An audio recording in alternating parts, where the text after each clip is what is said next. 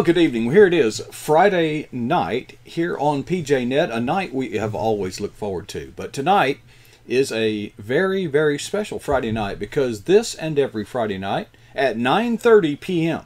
Eastern Time, we will have American Refugee. Now, Refugee, last week at about this time when we wrapped it up, you had a date. You had a date with the city of New Orleans. And how did that date go? Who got, yeah.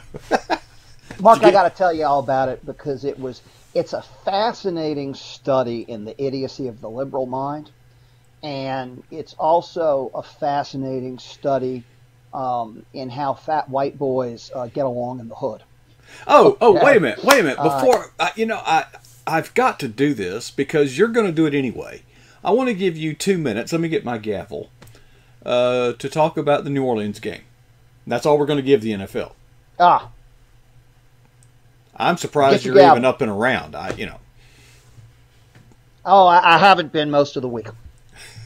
You got to give me 3 minutes, though. Okay, I'll stretch.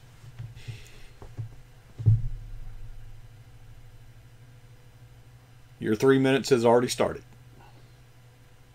All right, so of course the New Orleans Saints were defeated by the referees last week in the NFC Championship. And before I get into it, let me say I'm a pretty sane person about bad calls.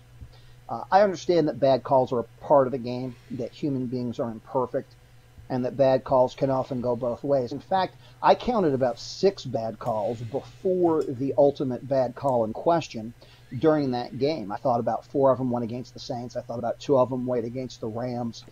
And none of them were game-altering, though. And they were all of that normal variety of bad calls, Mark, where it's one of 2 things. Either it was a close judgment call, or the official was out of position and didn't see it. But late in the game, with the score tied, and the Saints facing a 3rd and 10 at the 16-yard line of the Rams, the Saints receiver Michael Lewis came wide open, and Drew Brees threw a bullet to him. And when the ball was about 2 yards away, and when the official was about 2 yards away and staring right at the play, the player for the Rams face guarded, interfered with, and did a helmet-to-helmet hit to the head of the Saints wide receiver and laid him out. Had the flag been called, it would have been first down Saints at about the 3-yard line with about 1:40 left in the game and the Rams having 1 timeout. With the way the play clock works in the NFL, the Saints would have been able to kneel on the ball 3 times, run that clock down to about 20 seconds, and kick a field goal to take the lead with about 14 seconds left. Instead, they could have tried to score to take the lead with. Yeah. It wouldn't have been smart because you would have left the Rams with too much time to go down the field and score themselves. You could have gotten them down to one desperation play. Instead, they kicked the field goal right then. The Rams had a lot of time left, went down, got a field goal, and the Saints lost the game in overtime. Now, granted, the Saints still had a chance to win in overtime, and I'm not like one of these Saints fans that's talking about, and some actually have filed lawsuits, talked about how the league should overturn the decision. I'm not going that far with it, but I will say is this. It was a poorly officiated game, and the last play, if you look at it, it stretches credibility to say that that was a missed call. I don't understand how it wasn't intentional. There were 2 officials that had an absolute perfect view of the play, and it wasn't close. I think officials are going to get fired over this. I think there might be some changes to replay over this. Right now, pass interference or non-calls are not reviewable. The interesting thing about replay, it has changed the nature of the game, but you can challenge a call that's made, but you can't challenge the fact that a call was not made. You can't challenge the fact that a call was not. And some people think that opens up too big of a can of worms because, for example, holding, you could almost call on every play. Okay? Right. But here's the deal. If you don't increase the number of challenges that coaches have, and if you make it for a non-call, if you simply add the word egregious, okay. Well, you don't have to, really. I do understand the slippery slope, but the fact that you only have a limited number, that would pretty well curb me as a coach from frivolous challenges. such as Yeah, holding. yeah. Holding Now, right occurs now, on in the every last play. 2 minutes, it's all up to the booth in the last 2 minutes of the game. And before the last 2 minutes, it's up to the coaches. Each coach starts the game with 2 challenges. If they burn them, if they challenge a play and they're wrong, they lose a They timeout. lose a So there's a timeout. penalty for it. And if they get both of their challenges right, they're granted a third challenge. Okay? So they have a maximum of 3, but that's only if they were 2 out of 2 on getting them right. And they lose a timeout, so there's a penalty. The last thing I'll say, though, is this. Because it hurts, and it was a blown call that ended up deciding that game. But there was a move among many in New Orleans and the government of the suburbs, and they were in communication with the government of New Orleans, and they were kind of in communication about the Saints about whether or not they wanted it to happen. This may or may not be Drew Brees' last year. It's probably going to be his second to last year. It might be his last year as an elite quarterback. And really, the city was talking about throwing the Saints a parade anyway. Yeah. Okay. And taking the attitude that this was such a great season, let's have a Saints parade. And in protest over the bad call, let's hold it while the Super Bowl is going on. There you go. Okay. Boycott the NFL Super Bowl. has informed the city of New Orleans that they may not do this. That Really? the Saints are a franchise, and that they own the rights to the Saints name and the logo, and that they will sue the city of New Orleans if the city of New Orleans holds a Saints parade. But if a parade breaks out so- spontaneously, well, gee. I think that's where you go, and I think the city might hold a Houdat parade, or they might hold a football parade, yeah, and there might yeah. happen to be a lot of Saints players on floats, and so you may see it. But because that really ticks us off a lot. And, Gavel time. All right. It was most egregious non-call I've ever seen. Okay, Okay, but Mark, I did have a good time Friday night. Okay, well, before we go there, let me have 1 minute. I was kind of reflecting on Super Bowl, which I'm not watching the NFL anymore. I understand. I get it, okay? But if I were one of the coaches, I would look at anybody who had beaten the opposing team during the year, and I would approach that head coach and say, would you like to be a consultant for the next couple of weeks? I'd like some help. I don't even know if they allow that kind of thing, but that's that. I'm sure some of that is happening unofficially. Okay, so last Those week things go on unofficially. There are relationships, and coaches call one another. there you go. Mark, last week the city of New Orleans decided to have what's called a gun buyback program. This is something that's been growing. It's been happening in different parts of the country. Oh yeah, they've all been very successful. The idea is to get guns off of the streets. Okay. Yeah. Now, Like drugs. It's a stupid idea to begin with. How they gonna have a drug Stupid idea buyback to program? begin with, but- How about a prostitute buyback program? How about? Right. Oh, they have done drug buyback programs, by the way. Okay. Well, why don't they hire all They the have to do street prescription prostitutes and models. say, here, just a symbol here, we'll just pay you. You don't have to do anything. Just come here and watch the Super Bowl. But this is, let me tell you, New Orleans did one 2 years ago, and it didn't work. And the one they did 2 years ago, the reason it didn't work, they decided it was because they weren't paying enough per gun. That's what And it is. what happened is, More money. That's what we need. More. Throw more money. They offered 2 years ago. They offered $100 for any gun in working order that you would bring in and sell. No ID needed, nothing like that. And so there were some people that had some crappy guns. There were some people who maybe needed some money. There were some people who showed up in the line. But what happened with the price tag being $100 is that before the comeback officially started, other citizens showed up to look at what people had, and anything that was any good, people offered them $125, $150, $175, and most of the guns were sold to other people before the gun back ever even started. So they got kind of a black eye on that one, because it just redistributed some guns, really, from some people who didn't want them to some people who did want them. Okay, that one did. So this time, Mark, they announced that they would pay $500 for any gun in working condition, is what they said. Okay, and they said that although you did need some sort of proof of residency in Orleans Parish, because they wanted only to buy them from people in Orleans Parish. It's New Orleans tax dollars. Orleans County, basically, for people who don't have parishes. Yes. But you didn't need an ID. You could have a utility bill. You could have any type. You could bring an ID if you wanted to, but you could bring any type of proof of residency. And they said, hey, we're not writing down names. We're not running people's names to see if they have anything outstanding. We just want to make sure it's New Orleans people. And we'll give you $500 for any gun. So, Mark, I had an old rusty Rossi revolver that was, it might have been $200, $250 new. It was a cheap gun many years ago. It had become, my least liked gun in my collection and something that I really didn't even consider to be worth $100. So I decided I was going to sell that one for $500 and possibly do an upgrade. A friend of mine went to that I went with, and we were the first ones in line. We got there at midnight. He actually went to the sporting goods store, and he bought one of these miniature-sized 22 caliber rifles, like a 12 or 13-year-old boy would use to hunt squirrel. Mm-hmm. You know what I'm talking about? Yeah, it was plinking gun. Yeah, but they were buying long guns and handguns.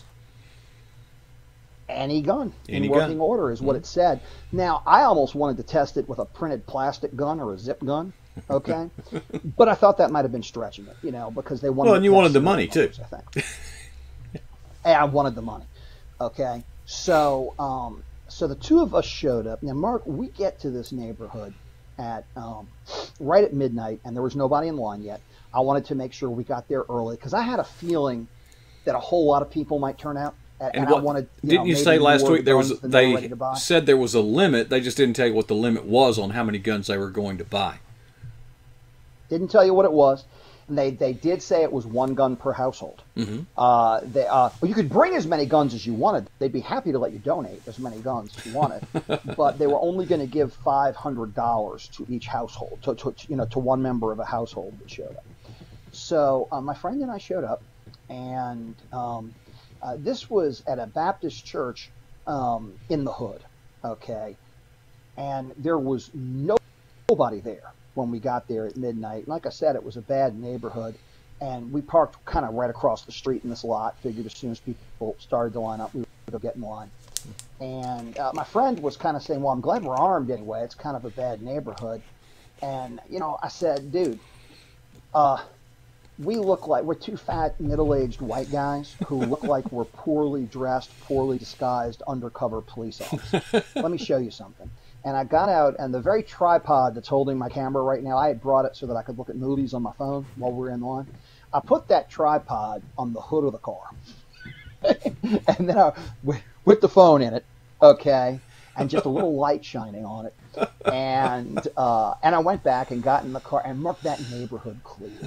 I mean, all of the drug activity and all of the activity from the street just completely cleared, and we had the whole area to ourselves. Okay, so we're having a good time looking at YouTube videos and stuff, and we had sandwiches and everything. We're making it kind of drive-in movie with back when you were in college, going to the football game. Yeah. So we're in the hood with an ice chest, and I'll tell you, Mark, I think some people actually started showing up before about 5 o'clock in the morning when a lot of people did, but I think most of the people who pulled up, because these cars would pull down the street, and they would look at the church, and there wasn't any sign on it that said what was going to happen. Oh, okay. And they would look at us, and they didn't like the scene, and they'd drive away. Okay? And so a lot of people, there were a number of cars that came and drove away. But finally, at about 5 o'clock in the morning, a car stopped with a Ferrari with a few white kids in it. And then within minutes, many cars started stopping. Okay? Mm-hmm. And the line just started growing. I can tell you that by the time they opened at 11 o'clock in the morning, I'm going to estimate that there were about 750 to 800 people in the line. Okay. Mm-hmm. And my friend and I were first. Okay, we were there first. Mark, in the hood, in the city of New Orleans, which is a 60% black city. This was a majority white and the crowd. hood the hood is 100%. You were about the only white people 100% there. 100% black. Yeah. We're the line for the gun. This was a mostly white crowd, and the black people who were there, they weren't like your criminal types or your gang types. They were like the type of folks that you'd see at a Baptist church in a black neighborhood. Mm-hmm. Going to church. There were a few poor folks that I think were there because they were excited about the $500, but I was shocked by the number of expensive SUVs, BMWs. It was an upper middle class crowd overall that was there. Okay. And there was no criminal element. And I remember my friend and I were talking about it because it was making it seem further ridiculous to us. And we were talking to people about what kind of guns they had. And some people had gone into pawn shops and said, "What can you sell me for $100?" Some people had the pawn shops did well on this deal. Yeah, but there was nobody there that had a gun that was worth $200 that I saw. I didn't see a gun worth $200.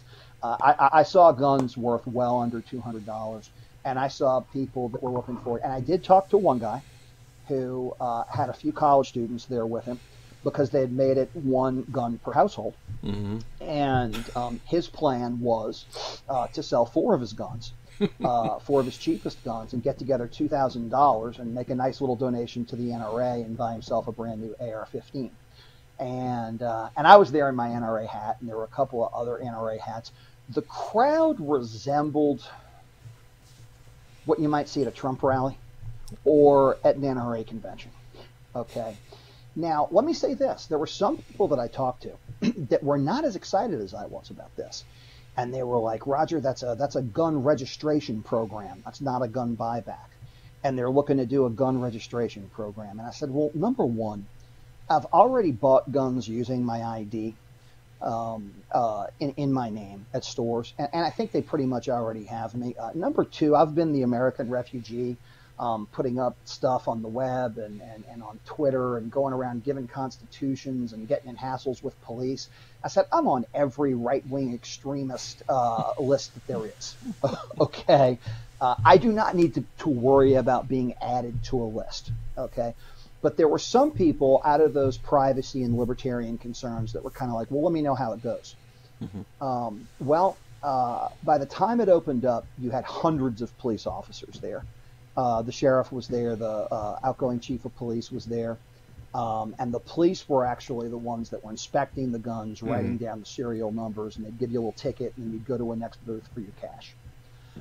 Like I said, there were about 750, 800 people in line, and they started doing this at 11 o'clock. Mark, I got 5 $100 bills.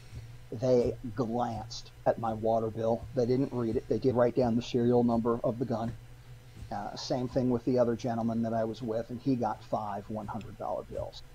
But they shut the whole thing down in like 35 minutes at like 11:35. And there were hundreds of people still in line, and they went out and they said, "Oh, we bought all the guns we can buy." Okay. And they declared it a raving success. But it has to be, yeah. looks on the faces of the police officers that I saw, I think there's something they realized. I think they realized there's no criminal element here. And people are selling us a lot of guns that have never been shot before, that are extremely inexpensive. Like the little 22 that my friend got. And I think the cops themselves just realized, this is really stupid, okay? People just went and bought guns to come here and sell them. Mm-hmm. So the city declared it a success, but they shut it down real early. So I'm doubting that it will happen again. My friend disagrees. My friend thinks that as freaked out as they were by it, that they're going to try and put some new wrinkle in it next time, just like they tried to put a new wrinkle this time by raising it from 100 to 500. That they're just convinced this is a good idea and that getting guns off the streets will somehow increase safety. But I really recommend to you, and I recommend to your listeners, do searches for gun buybacks. If there's a gun buyback in your area and they're paying enough money, just get there early. Have a good time with it.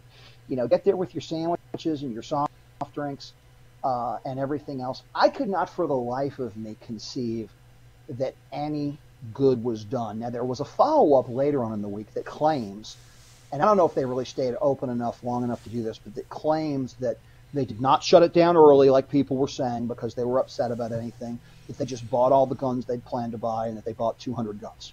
Okay. Well, if they did buy 200 guns, Mark, that's $100,000 that they wasted that day. in 35 minutes.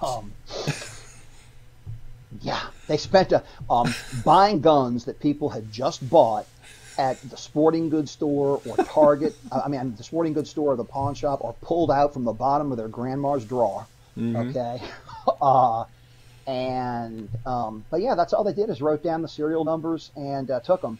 So I considered the whole thing to be using the closest thing to conflict that there was in that line is in some of the political discussion, because you did have some political discussion going on between some people who were like pretty much your white NRA member types, and some black folk that are pretty much, your, Baptist church, brainwashed black Democrat types, that even though they're culturally conservative are still always voting Democrats. But you had a couple of pro-Trump, anti-Trump discussions going on. But like I said, there was no criminal type. There was no disgusting hard left type. So everything was like, it was really a friendly environment. It was, I can't explain it, but it was a good time. It was a relaxed environment. And the city accomplished nothing except, I guess, there's some winners and some losers when the city just pumps $100,000 of taxpayer money into the economy like that. I guess the gun shops did well, the pawn shops did well. Well, but, I don't understand, and you're not going to be able to answer this question. But let me ask you one that you can answer. Was any news media representatives there, or was there anything in the news about this after the fact? And if so, what was it about? Yes, and you saw two things. They interviewed one guy. They didn't interview me. I was already gone.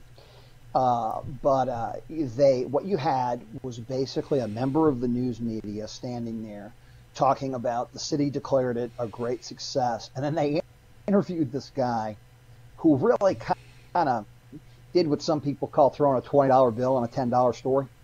And he said, "This is the most ridiculous thing I have seen in my life. People are here with $10 guns selling them for $500 a piece so they can go out and buy new guns." And let me ask something. Did get out, and later on the week. Let me ask.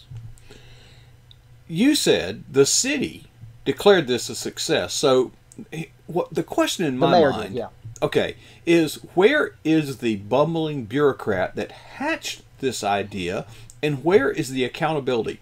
$100,000 of taxpayer money was basically burned for no good reason. That'd put a full-time cop on the street for a year, pay for his salary, his uniform, his insurance.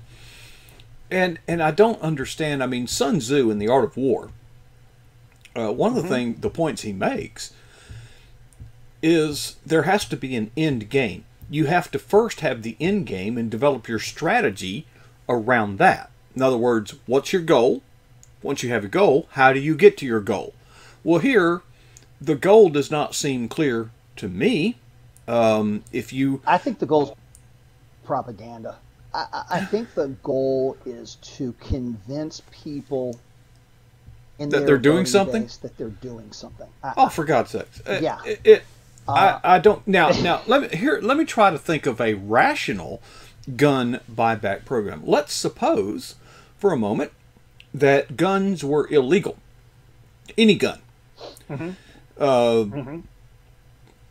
the government just says it's sort of an amnesty weekend. If you bring us a gun, we'll take it. No questions asked. We may even pay you for it.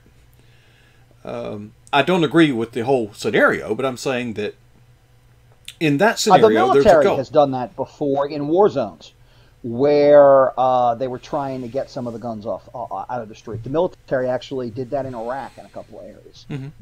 So, but there were there's no no end pawn game. shops selling guns. Yeah, there's no end game, and there's no end game at all. It's completely ridiculous. It is an absolute waste of taxpayer dollars. Some part of me feels funny about taking part in it. Okay, but how could I not? Okay, and God bless the guy that said he was going to buy an AR-15 and give a donation to the NRA. That I really liked and I really enjoyed. But it's very tough. Yeah, I was just kind of bewildered by the whole event, really. And my friend and I have a bet on whether or not they're ever going to do it again, because I don't think they're going to. He thinks they're going to. He just thinks, no, no, they declare it a success. They'll do it again. They'll try and add some wrinkle to it. Now, I tell you who are mad. If they really bought 200 guns, the roughly, and I don't think they bought that many, but even if they did, the roughly 600 people or so who were waiting in line who didn't get to sell. Well, they've got an out on that. They said we only had so many, but that's stupid too. Yeah, they didn't do their due diligence. They didn't get there early enough. Well, I can see saying we can only buy so many because you only have so much money, but in that case you would say we're only going to buy 600 guns, first come, first serve. They didn't say that. So people kept getting in line. Yeah. But I got one example of one of the reasons why you're never going to get the kind of guns that you don't. The way people were afraid of us when we were there because they assumed we were cops. Look, they do not have the trust of the criminal element, okay? And A, the criminal element has a tougher time buying a gun than somebody that can just walk into a store and buy one. And B, they don't really believe that the police aren't going to run their stuff and everything like that. So they don't show up and sell their guns anyway. I mean, the people that you might think that you would do some good in disarming, the people who, for example, it actually is illegal for them to own a gun because they're convicted felons and things like that, none of those people were showing up selling their guns. Those people don't trust the police, and they don't want to give up their guns, and they didn't want to be in a crowd with a bunch of NRA types, which was what it was. But no, there was even just culturally and sociologically, it was interesting. About 5 o'clock in the morning, there was probably about a 25-year-old black woman that kind of looked a little suspicious, but she came walking up, and based on the bag that she was carrying, I was pretty sure she had a gun. And I just rolled down my window and looked at her and said, "Yeah, you're in the right place." And she turned around and ran. Okay, she because it was I represented the man. I represented somebody that she didn't trust. Now I can tell you this. I would not be safe going in that neighborhood trying to buy crack. I would not be safe in that neighborhood if I was just driving through and got a flat tire. But going and parking myself in the middle of a parking lot and putting a tripod, with a recording device on top of my hood, and being with another chubby white male, where we both looked like we belonged inside of donut shops, I was completely safe. The fear of the police is pretty profound, and so yeah, I was very, very safe. So overall, for me, it was a success. I turned a tidy profit on the event, and I guess I got a little bit of just a case study in the stupidity that is liberals. I posted about it on Facebook. That post got shared a lot of times. And I really didn't run across anybody who was arguing that this, not even a liberal, I didn't really run across anybody who was arguing that this was some kind of a great idea. Other than the mayor, I don't think anybody was declaring it a success. Well, so it's insane. It's insane. And, you can't make it up. I mean, I'm just shaking my head trying to get my head around what was the goal and how did this have any impact on making anybody any safer. I see a lot of impact. It had none. I see a lot of impact. Some pawn shops made some money. Some people upgraded their gun collections. Yeah, and $100,000 of taxpayer money's down the toilet. They just gave away $100,000. Yeah. Yeah. Yeah, if they really did. Now, here's another interesting thing, because I don't think that the line that they were moving through the line fast enough to get to 200 in the half hour they were open. Okay. So I think that's a lie. If that is a lie, and they didn't actually spend the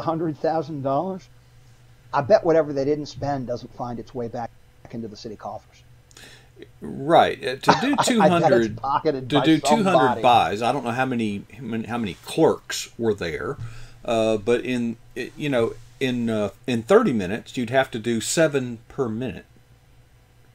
And they weren't. It took about 3 minutes Yeah. So you could do for about me to get approved and get my piece of paper. And then once I got my piece of paper, I had to walk about 30 seconds away, where it took me about, a little bit more time to get counted out 5 $100 bills. And there was only one person that was there's counting so out there's the there's five one $100 clerk. bills. So we're It going took through me this line single 4 minutes. file. Yeah, they didn't do that. At the pay you are. It was double file. They double filed it for where you were turning them in and getting your slip of paper, but then it was single file where you were getting paid. So let's assume that the cash master, the purser, had $100,000 in cash.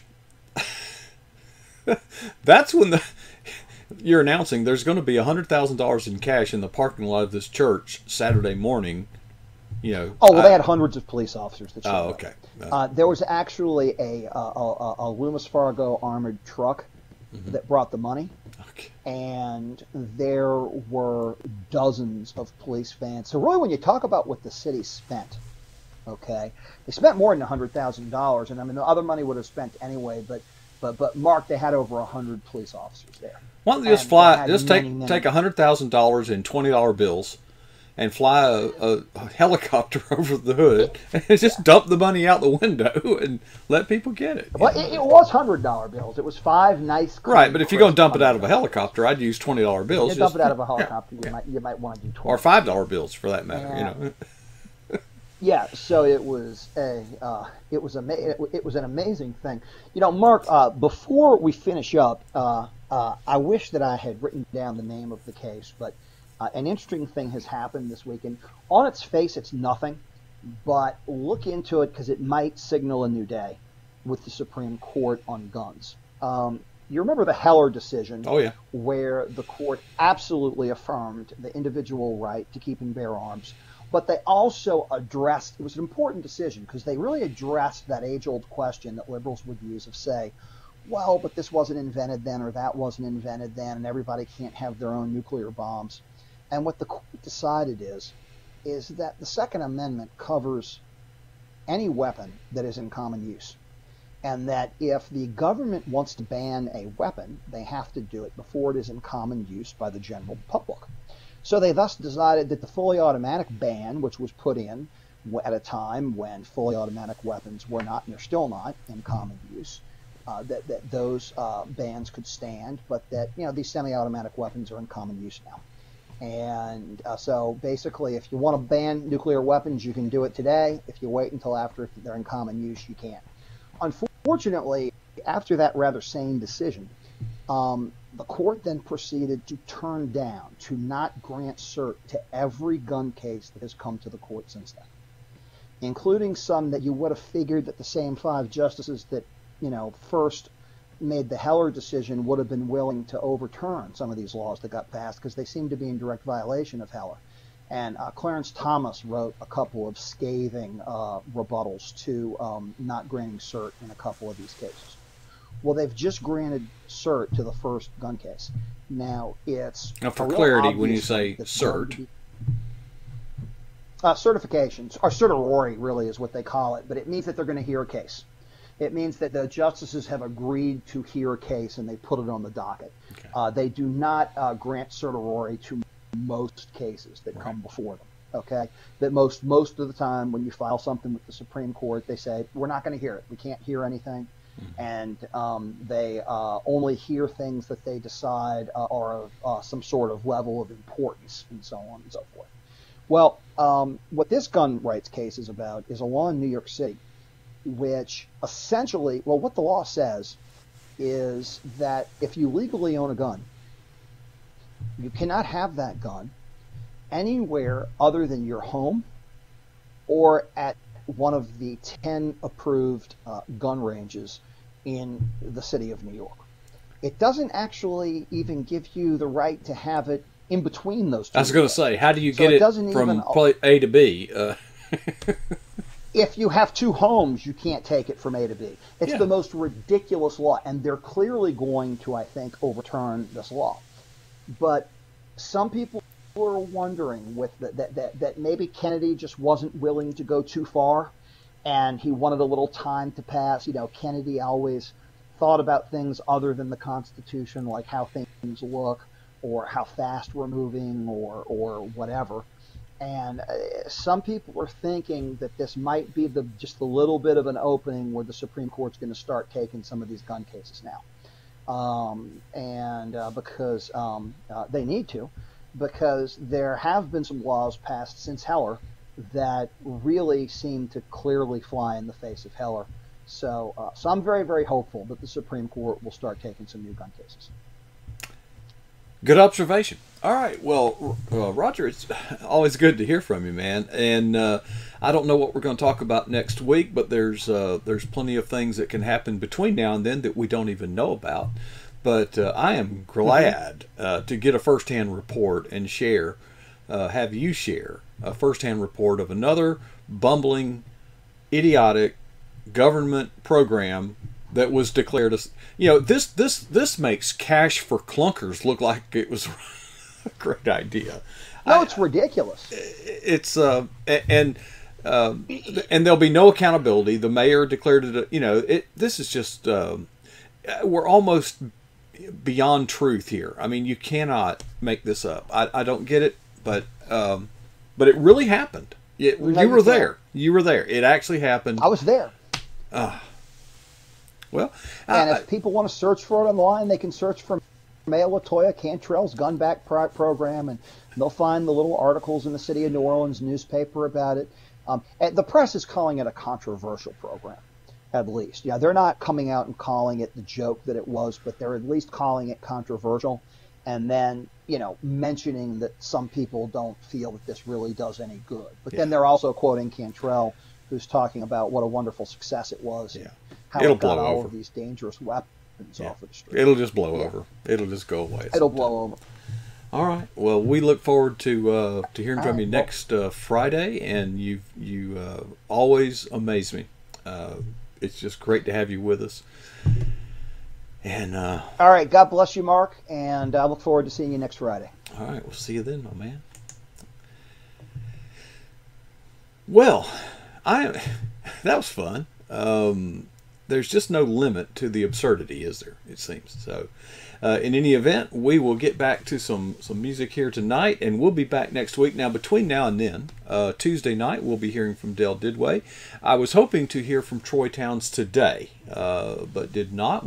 So who knows? We may get to hear from him Monday, but if not, Monday after that. See you then.